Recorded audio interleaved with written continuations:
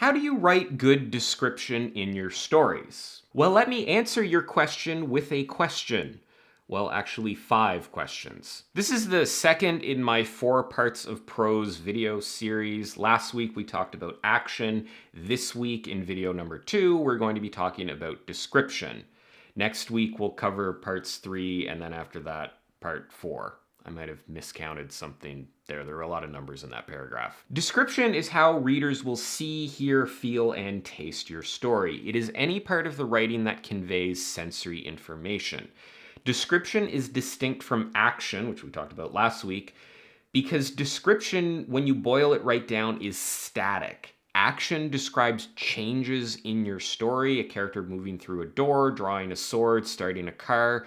Description describes how that stuff looks and smells and sounds. It doesn't describe how it changes, it describes how you experience it in that moment. We talked about the differences and the interplay between action and description in last week's video.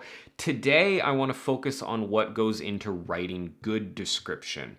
And I've broken this down into 5 questions that you should ask yourself to determine if you've written good description. All right, the first question to determine if you've written good description is to ask yourself, am I describing what the viewpoint character would describe? Different people notice different things, and what you notice or don't notice says a lot about you. What you describe needs to depend on the character who's describing it. A photographer may notice the lighting in a room, a botanist will notice plants and likely know a lot about them. Someone who's interested in men is going to notice all the studs hanging out at the bar. Someone who's interested in women will notice all the women hanging out in the bar. Someone who really needs to pinch a loaf will be desperately searching for the flour, yeast, sugar, and water. Plot relevancy also matters. If your spy character is trying to find a bomb that's in a briefcase, then they're going to be scanning the bags that people are carrying. If the bomb is in a truck, they're going to be looking for trucks. Focusing your description through this lens of the viewpoint character helps both with the description, because it gives you something to focus on, and with the characterization of your viewpoint character. We can learn a lot about a character by what they focus on as they move through the environment and interact with different characters. Your viewpoints will be stronger as well, and also more distinct, because the descriptions you're writing will change depending on your viewpoint character. Next up, question number 2, am I using all 5 senses? A common issue with beginner writers is to only describe how a scene appears visually. They only describe what things look like, but you have other senses as well. Unless you're like a walking robotic camera, I guess, then you would just be able to see things. Unless you have a microphone. Smells, sounds, tastes, feelings should all work into your description alongside visual information. You can describe the rust that's coating every part of a car, and also the grindy, squeaky mechanical noise of its engine, and the smell of burning oil that comes out of its smoky exhaust pipe as it moves down the street. If the character is into licking cars, you can also describe what the rust tastes like, I suppose. This is a really simple change that honestly makes a huge difference. If a description is feeling a bit flat or a little bit repetitive, or it's just not evocative enough, going in and adding another sense, whether it's something that the character is hearing or something that they're smelling, can really help. It makes the writing more immersive, and it improves your descriptions. Next up, question number 3, are my descriptions concrete? This applies to anything, not just if you're describing something made out of concrete. Any description exists on a spectrum between abstract and concrete. Abstract descriptions are usually shorter and convey higher level details.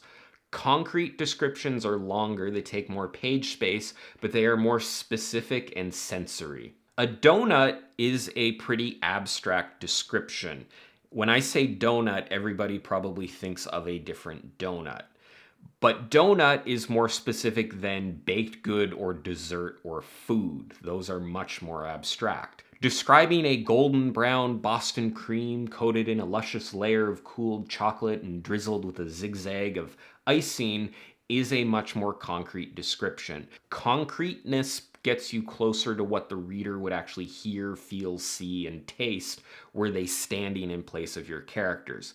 That's where you generally want to be because that creates a better reader experience. Question number 4, am I describing how characters are experiencing the environment, not just the environment? One of the best ways to show the reader what a setting feels like is to show the effects and the reactions that that setting is causing on the characters. These effects often convey information about the environment without directly stating that information. A character who feels their cheeks prickle and pulls their coat a little bit tighter is probably in a cold environment. A character who feels that weird vertigo sensation when looking down is probably standing someplace really high up. A character whose stomach rumbles at the smell of the soup is probably smelling some damn good soup. As I mentioned, this ties closely in with question 1, which is making descriptions specific to a character, and the environment that that character is in is going to affect what they notice. If a character is somewhere cold, they're going to notice the cold. The cold is an important part of the setting that you need to convey.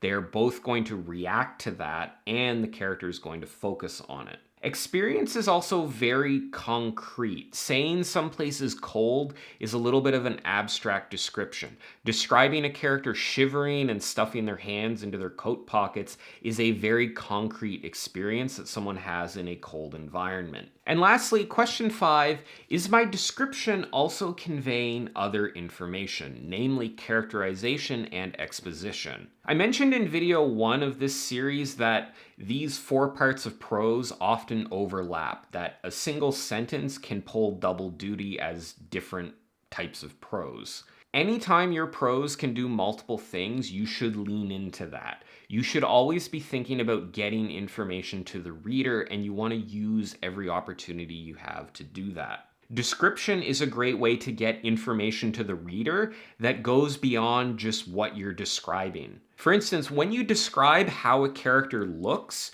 you also convey a lot of information about that character.